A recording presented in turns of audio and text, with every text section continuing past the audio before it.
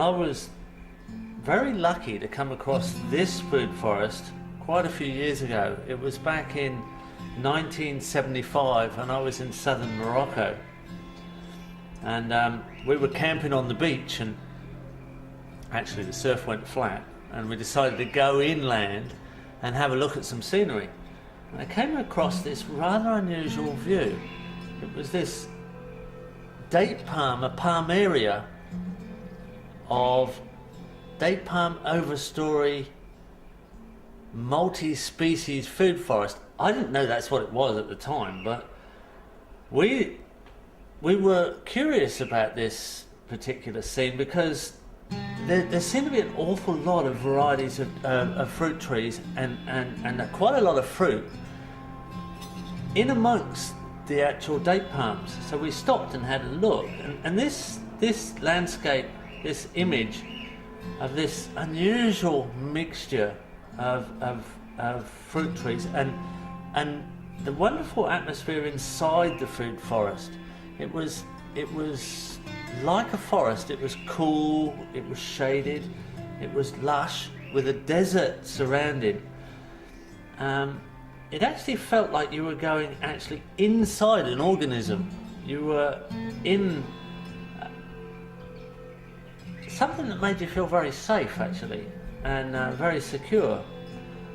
So that stayed with me for quite a few years, and I often thought back about this site in southern Morocco, and when I started to work in the Middle East and realized the Dead Sea Valley was exactly the same climate, with bananas as one of the main crops, only grown under irrigation, I thought back to this system in Morocco which had bananas in the understory.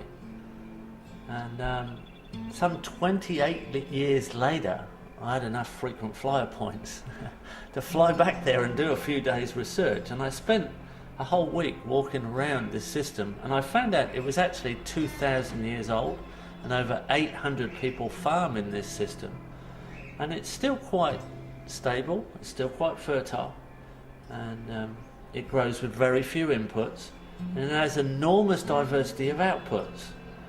Date palms are the main overstory species, and then has an understory of olives, figs, pomegranates, guavas, citrus, mulberries, tamarinds, carobs, bananas. There are some quince, there are some grapes, and there are some small crops, and I've probably missed a few species.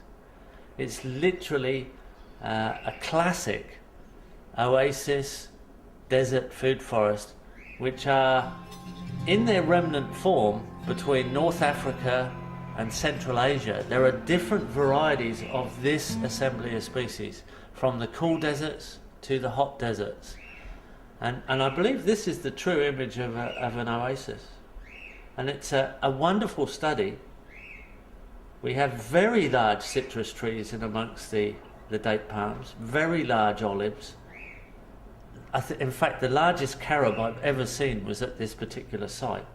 And we should document these sites around the world while they still exist, before modernisation extracts all the young men into the cities to work in the factories, which is exactly what's happening. And the true knowledge of sustainable, extremely long-term multi-species tree systems may be lost forever. We should at least get into these sites, document them and photograph them well.